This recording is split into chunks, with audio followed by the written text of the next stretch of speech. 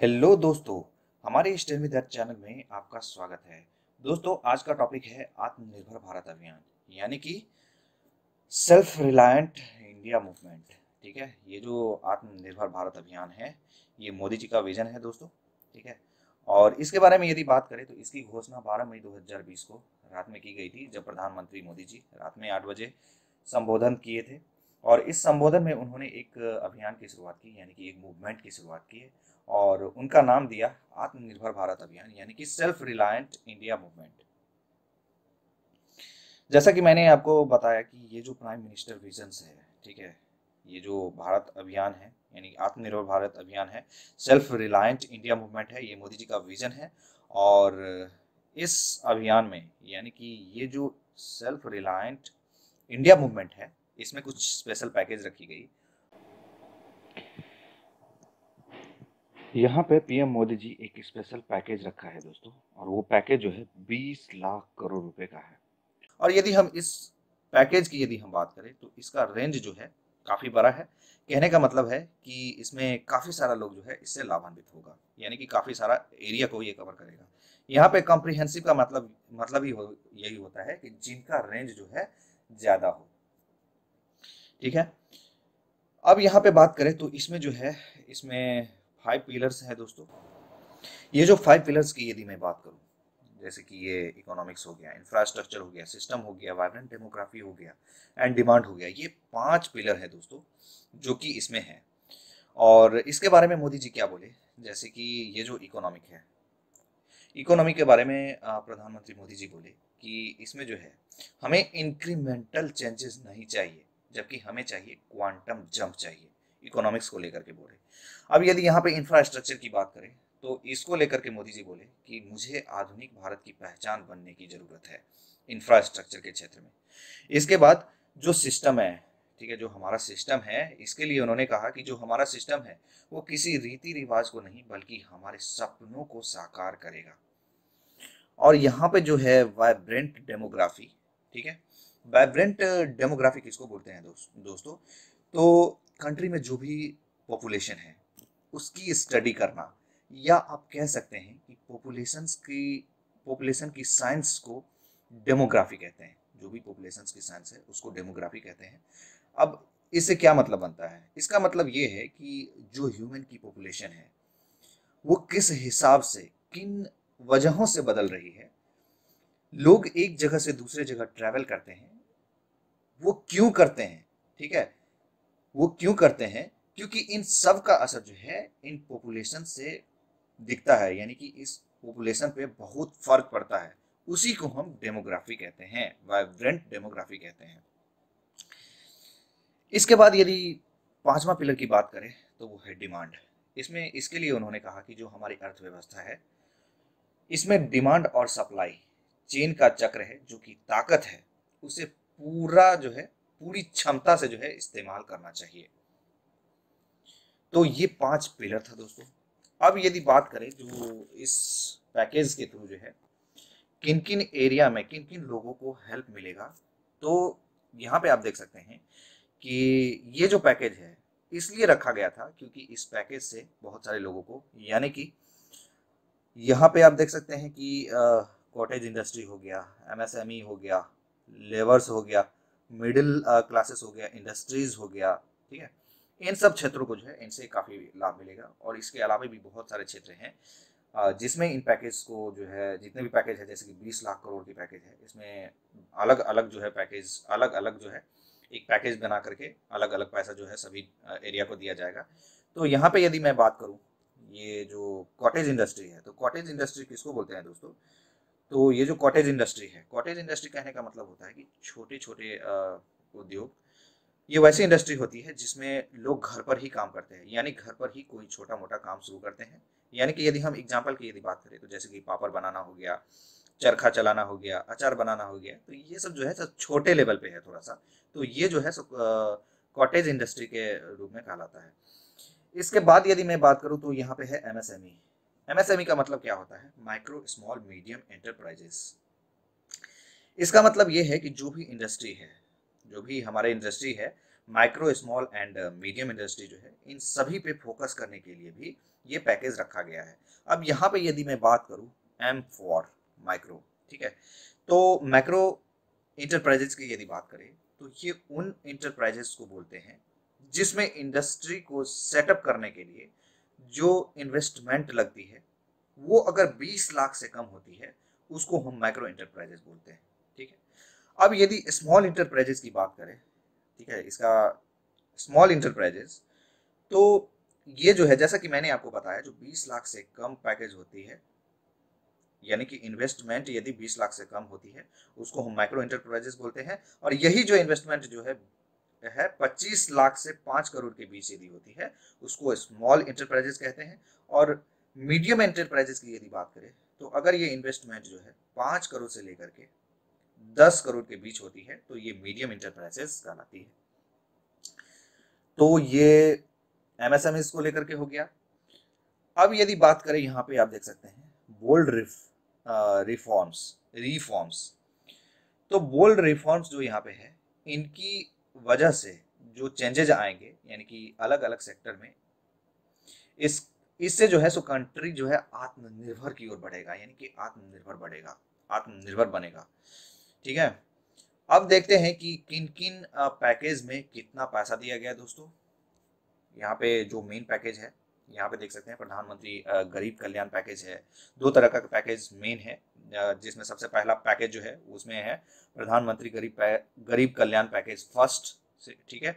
और इस पैकेज में जो है 1.7 लाख रुपीज इस पैकेज में डाला गया है ताकि जो गरीब लोग हैं वो लोग कोरोना वायरस से लड़ सके। और इसमें जो है 50 लाख, यहाँ पे देख सकते हैं 50 लाख तक का जो है इंश्योरेंस कवर दिया जाएगा। और हर एक हेल्थ वर्कर को, यानी कि जो इसमें डॉक्टर हो गया, नर्स हो गया, जो भी इसमें मौजूद है हेल्थ इंश्योरेंस से रिलेटेड, ठीक है, उस सभी को जो है 50 लाख का हेल्थ इंश्योरेंस दिया जाएगा। और साथ ही साथ जो है यदि हम यहाँ पे बात करें तो 80 करोड़ लोगों को जो है, यहाँ पे देख सकते हैं 80 करोड़ लोगों को जो है 5 किलो जो है गेहूं या चावल दिया जाएगा। और वो कब दिया जाएगा? 3 महीने तक दिया जाएगा, हर एक महीने। इसके बाद 1 किलो जो है 1 केजी पल्स दिया जाएगा, यानी कि 1 किलो दाल दिया जाएगा, 3 महीने तक हर एक महीने दिया जाएगा। और इसके बाद अगला पॉइंट में यहाँ पे देखिए, यहाँ पे ये बताया गया है कि 20 करोड़ महिलाओं को जिनकी अकाउंट जो है जनधन में जुड़ा हुआ है उसको 500 रुपया पर मंथ दिया जाएगा। और ये कब तक दिया जाएगा? कि अगले 3 महीने तक दिया जाएगा दोस्तों 500 रुपया, जिन महिलाओं का अकाउंट जो है जनधन में जुड़ा हुआ है। इसके बाद जो गैस सिलेंडर है दोस्तों, गैस सिलेंडर फ्री में मिलेगी जो गरीब परिवार से बिलोंग्स करता है। और ये 3 महीने तक जो है सब फ्री में गैस सिलेंडर दिया जाएगा। इसके साथ साथ यदि आप देखिए तो यहाँ पे जो मनरेगा है, मनरेगा की यदि बात करें तो मनरेगा में जो पहले 182 रुपीज मिलती थी उसको बढ़ा करके जो है 202 रुपीज, यानी कि 202 रुपीज कर दिया गया। इस पॉइंट पे देखिए कि यहाँ पे ये कहा गया है कि 3 करोड़ पुअर, जो यहाँ पे गरीब वरिष्ठ नागरिक है, साथ ही साथ गरीब विधवा है और गरीब दिव्यांग को जो है एक्स्ट्रा 1000 रुपया जो है तो दिया जाएगा। तो वो तो था पहला पैकेज। अब दूसरा पैकेज की बात करते हैं दोस्तों। तो दूसरा पैकेज है प्रधानमंत्री गरीब कल्याण पैकेज 2। देख सकते हैं ये मेन टॉपिक है। इसमें क्या है, इसके अंदर किसान का जो पीएम किसान योजना है दोस्तों, जो पीएम किसान योजना है, जो किसान इससे जुड़े हुए हैं उनको 2000 रुपया जो है दिया जाएगा। और ये 2000 रुपया जो दिया जाएगा जिससे क्या होगा कि 8.7 करोड़ किसानों को जो है सो इससे फायदा मिलेगा। साथ ही साथ जो है सो बिल्डिंग एंड कंस्ट्रक्शन के लिए जो काम कर रहे हैं, यहाँ पे देख सकते हैं बिल्डिंग एंड कंस्ट्रक्शन वर्कर्स जो हैं, जो इसके लिए काम कर रहे हैं, उसके लिए जो है building and construction workers welfare fund जो है सो बनाया गया है। और इससे क्या होगा, जो जो भी लोग ये वर्कर्स हैं जो इसमें बिल्डिंग और कंस्ट्रक्शन के लिए काम करते हैं, ये सभी लोगों को जो है जो जो डेली काम करने वाले हैं उनको राहत मिल सके। और साथ ही साथ 15,000 रुपया जो मंथली कमाने वाले हैं उनको 25% मंथली पीएफ अकाउंट में डाल दिया जाएगा। और ये गवर्नमेंट की तरफ से डाल दिया जाएगा, 3 महीने तक डाला जाएगा और प्रत्येक मंथ डाला जाएगा। ये ज़्यादा महत्वपूर्ण नहीं है दोस्तों। यहाँ से बात करते हैं सेल्फ हेल्प ग्रुप की बात करते हैं। तो इसमें क्या होता है कि जो महिलाओं का खुद का जो एक ग्रुप होता है, सेल्फ हेल्प ग्रुप जो होता है, खुद की हेल्प करने के लिए जो ग्रुप बने होते हैं, इनको बिना किसी कोलेटरल के लोन सरकार देगी और वो लोन का 10 से 20 लाख तक लोन देगी बिना किसी कोलेटरल के। अब कोलेटरल क्या होता है कि जब कोई लोग बैंक से लोन लेता है तो प्रूफ के तौर पर जो है बैंक को कुछ दिखाना पड़ता है, या उस पे जो है सो बैंक के पास कुछ गिरवी रखना पड़ता है, या ये बताना पड़ता है कि हमारे बैंक अकाउंट में इतना पैसा है, उसे ही कोलेटरल कहते हैं। तो बिना किसी कोलेटरल के जो है सो सरकार 10 से 20 लाख तक जो है उसको लोन देगी। और इसके बाद यदि बात करें, यहाँ पे आप देख सकते हैं डिस्ट्रिक्ट मिनरल फंड। तो एक डिस्ट्रिक्ट मिनरल फंड चालू किया गया है ताकि मेडिकल टेस्टिंग और साथ ही साथ जो है स्क्रीनिंग, ये सभी फैसिलिटी को और बढ़ावा दिया जा सके। अब इसके बाद बात करें तो वो कुछ मेन पॉइंट था, मेन पैकेज था पहला और दूसरा। अब यहाँ पे आ जाता है इसके अलावा अदर मेजरिंग 1 और अदर मेजरिंग 2 मेजर्स 2। ठीक है, तो सबसे पहला हम देखते हैं कि ये जो अदर मेजर्स है, अदर मेजर्स में क्या बोला गया है। तो अदर मेजर्स में दोस्तों जो गवर्नमेंट इंडिया ने क्या किया है कि आरबीआई से रिक्वेस्ट किया है, यानी कि आप कह सकते हैं कि गवर्नमेंट ऑफ इंडिया के रिक्वेस्ट पर भी जो है ways and means advance limits, ठीक है, of state by 60% and enhanced by, ठीक है, यानी इसका कहने का मतलब ये है दोस्तों कि जो स्टेट गवर्नमेंट और सेंट्रल गवर्नमेंट को जो आरबीआई लोन देती है, ठीक है, उसके लिमिट्स को ये जो वेज एंड मीन्स एडवांस जो है इसके लिमिट्स कर दिया है, 60% तक जो है इसको बढ़ा दिया है। ठीक है दोस्तों, साथ ही साथ जो है इस लोन का जो ओवरड्राफ्ट है उसको भी बढ़ा दिया गया है। ठीक है, अब ये जो ways and means advance limit है, ये क्या होता है, तो ये एक तरीके का जो एक तरीका होता है जिसमें आरबीआई लोन देती है। और आरबीआई किसको लोन देती है, तो ये जो आरबीआई है वो सेंट्रल गवर्नमेंट और स्टेट गवर्नमेंट को जो है लोन देता है। इसके बाद यदि हम बात करें तो जो इनकम टैक्स के पेंडिंग क्लेम थे उनको आरबीआई ने पूरा कर दिया है। जो लोग भी इनकम टैक्स से रिलेटेड अपना क्लेम किए हुए थे उसको आरबीआई ने पूरा कर दिया है, और एक स्पेशल जो है प्रोसेस स्टार्ट किया है, और उस प्रोसेस का नाम क्या है, special refund and drawback disposal drive. इसके अंदर जो है जितने भी आप कह सकते हैं कि एक स्पेशल प्रोसेस स्टार्ट किया है, special refund and drawback disposal drive के नाम से। इसके अंदर जितने भी पेंडिंग रिफंड जो गवर्नमेंट का जो देने का होता है, देने हैं, वो सब तुरंत रिफंड कर दिया जाएगा। अब ये जो ऊपर की 2 लाइन है, जैसे कि मैंने बताया इस लाइन का और इस लाइन की यदि बात करें तो यहाँ पे बोथ द एबव जो ये बता रहा है, ये दोनों लाइन के बारे में बात कर रहा है। यदि ये 2 लाइन जो है, इन दोनों लाइन को अगर गवर्नमेंट रिफंड देती है तो उससे 18,000 करोड़ जो है, 18,000 करोड़ गवर्नमेंट रिफंड करेगी। और इसके बाद जो है आरबीआई ने 15,000 करोड़ जो है सैंक्शन किए हैं इमरजेंसी हेल्थ और रिस्पांस पैकेज के नाम से, जिसमें जो भी हेल्थ से रिलेटेड इश्यूज हैं उससे लड़ा जा सके। तो ये था अदर मेजर्स 1। अब अदर मेजर्स 2 की यदि बात करें तो इसमें यदि हम फैक्ट्स की बात करें तो इसमें जो फैक्ट्स है वो ये है कि जो हम लोग टैक्स भरते हैं, यानी कि आईटीआर, इनकम टैक्स रिटर्न्स जो भरते हैं, उन सब का टाइम जो है सो बढ़ा दिया है। और वो टाइम कब कब तक बढ़ा दिया है, 30 जून 2020 तक कर दिया है। साथ ही साथ जो है जीएसटी रिटर्न जो है जून 2020 तक जो है सो आप भर सकते हैं। इस यहाँ पे आप देख सकते हैं। आगे जो है सो नीचे कोई ज़्यादा महत्वपूर्ण नहीं है दोस्तों, तो इसलिए इसको स्किप करते हैं। यहाँ पे आप देखिए, यहाँ पे थोड़ा सा मेजर रोल्स है आरबीआई का। यहाँ पे आरबीआई ने क्या किया है, सीआरआर को जो है सो कम कर दिया है। अब सीआरआर क्या होता है कि हर बैंक को जो है आरबीआई के पास अपना पैसा रखना होता है। अब यदि बैंक ज़्यादा पैसा रिजर्व बैंक के पास रखेगा तो बैंक के पास ज़्यादा पैसा नहीं होगा। अब ज़्यादा पैसा नहीं होगा तो वो इंडस्ट्रियल सेक्टर है उसमें कैसे अपना लोन देंगे। ठीक है, जो इंडस्ट्री खोलना चाहते हैं, जो एंटरप्रेन्योर लोग हैं, उसको कैसे अपना लोन देंगे। ठीक है, तो ये जो ज़्यादा पैसा है उसको क्या किया है जो सरकार ने, उसको कम कर दिया है। ठीक है। और साथ ही साथ क्या किया है कि target long term repo operation जो है, इसमें 1 लाख करोड़ के लगभग जो है सो पैसा डाला गया है। अब ये target long term repo operation क्या है? तो ये लॉन्ग टर्म के लिए यदि जो लोन देता है उसको target long term repo operation बोलते हैं।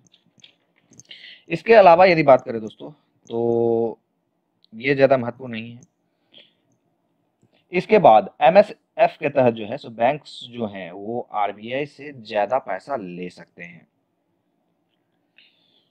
तो ये तो था ये। अब आगे बात करते हैं measure taken by Reserve Bank of India.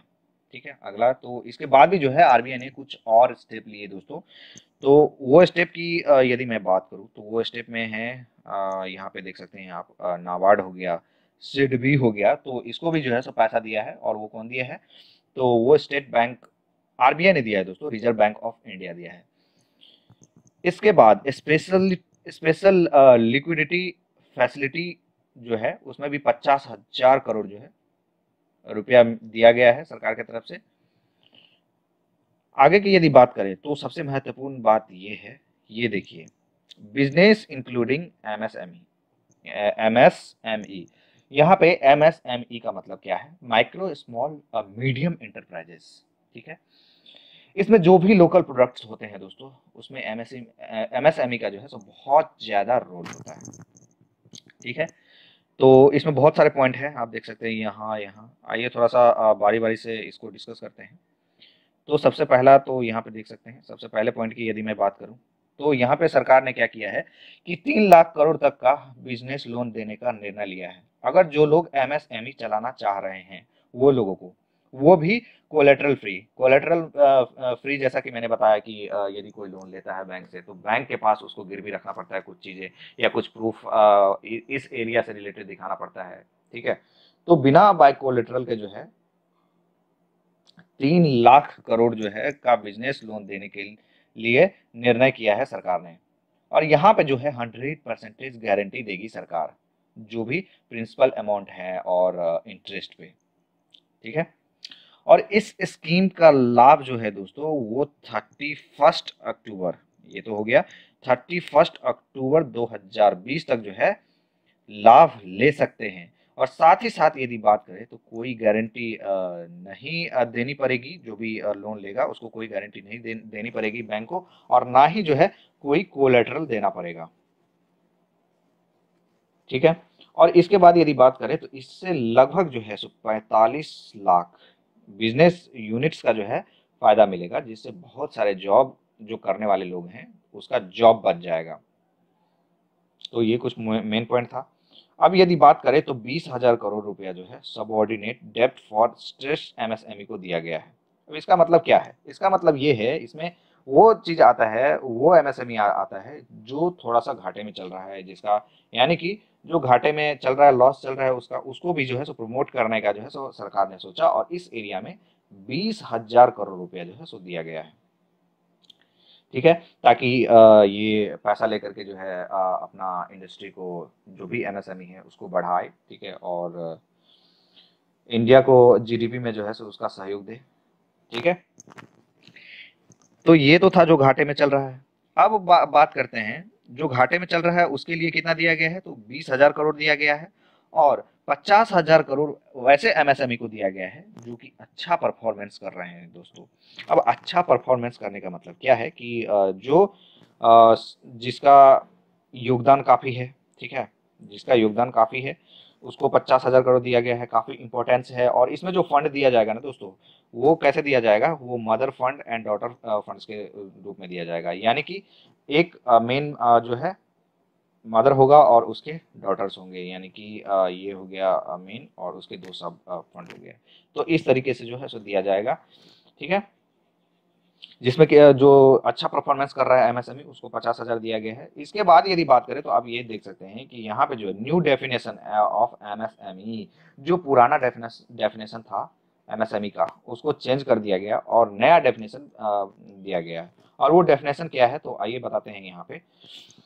तो अभी तक एमएसएमई का जो इन्वेस्टमेंट इन प्लांट एंड यहाँ पे आप देख सकते हैं मशीनरी ऑफ इक्विपमेंट था, जो पुराना था उसका डेफिनेशन इस एरिया में था, जिसमें माइक्रो, स्मॉल और मीडियम जो था, जिसमें इन्वेस्टमेंट के लिए 25 लाख से कम हो गया, और यहीं पे जो है सर्विस एंटरप्राइजेस के लिए जो है सो 10 लाख से कम हो गया। स्मॉल के लिए यदि बात करें तो 5 लाख से कम हो गया इन्वेस्टमेंट, यानी यहाँ पे 2 करोड़ किस क्षेत्र में, तो सर्विस इंटरप्राइजेज के क्षेत्र में हो गया। मीडियम की यदि बात करें तो यहाँ पे 10 करोड़ से कम, और यहाँ पे जो है सो 5 करोड़ से कम हो गया। तो ये था पुराना डेफिनेशन। अभी न्यू डेफिनेशन की यदि बात करें तो वहाँ पे चेंज कर दिया गया है, और कंपोजिट क्राइटेरिया यानी कि इन्वेस्टमेंट प्लस एनुअल टर्नओवर, इसको ऐड कर दिया है। ठीक है दोस्तों, और इसमें क्या है कि जो इन्वेस्टमेंट है, इन्वेस्टमेंट नया वाला में जो है, ये तो यहाँ पे यदि माइक्रो के लिए बात करें तो इन्वेस्टमेंट 1 करोड़ से कम, और टर्नओवर जो है 5 करोड़ से कम होना चाहिए। अब यदि स्मॉल इंटरप्राइजेस की यदि बात करें तो यहाँ पे 10 करोड़ से कम और 50 करोड़ से कम होना चाहिए यहाँ पे टर्नओवर। मीडियम की यदि बात करें तो इन्वेस्टमेंट जो है सो 20 करोड़ से कम होना चाहिए, साथ ही साथ जो टर्नओवर है वो 100 करोड़ से कम होना चाहिए। ठीक है, तो ये तो था जो डेफिनेशन चेंज किया गया है वो। इसके बाद यदि बात करें तो get tenders to be disallowed up to RS 200 crore.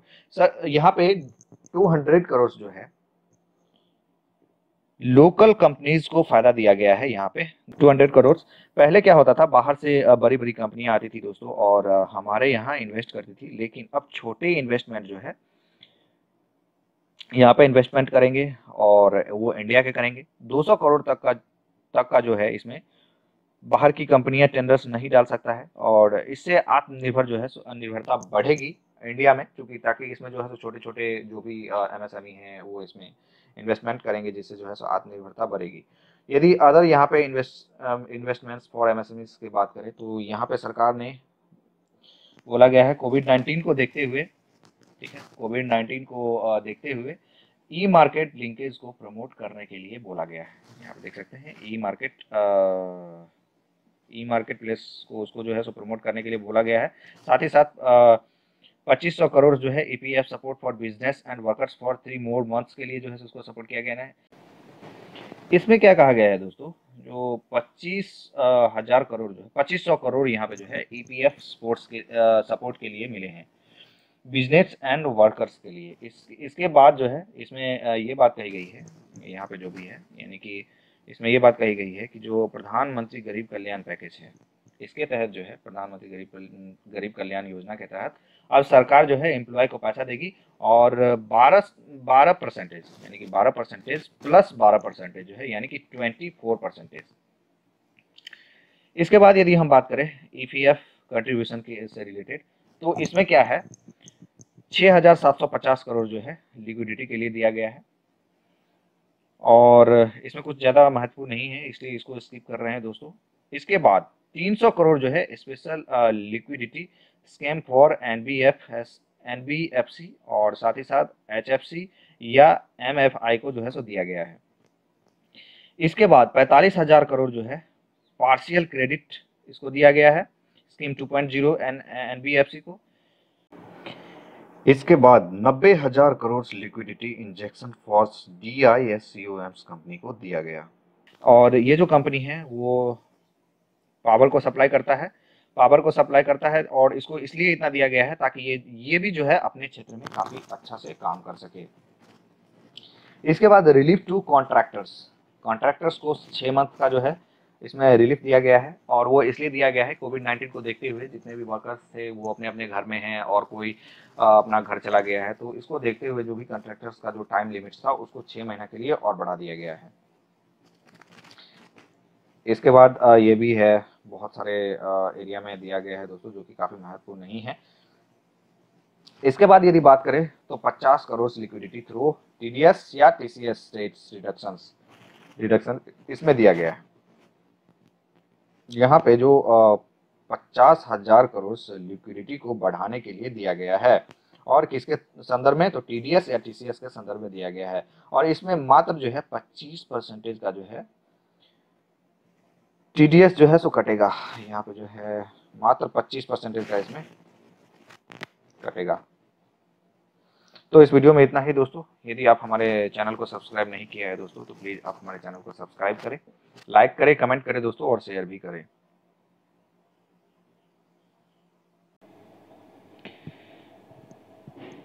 यहाँ पे पीएम मोदी जी एक स्पेशल पैकेज रखा है दोस्तों, और वो पैकेज जो है 20 लाख करोड़ रुपए का है। और ये जो 20 लाख करोड़ रुपए का जो पैकेज है, वो बहुत सारे एरिया को कवर करेगा, ठीक है। यहाँ पे जो है कॉम्प्रिहेंसिव कॉम्प्रिहेंसिव कहने का मतलब ही वो ये होता है जिसका रेंज ज़्यादा हो। यानी कहने का मतलब ये है कि इस आत्मनिर्भर भारत अभियान में जो ये जो 20 लाख करोड़ पैकेज का जो ये विज़न है मोदी जी का, ठीक है, इसमें जो है काफ़ी सारे लोग जो है इससे लाभान्वित होंगे। और ये जो 20 लाख करोड़ का जो पैकेज है, ये दुनिया की 10% जीडीपी के बराबर है।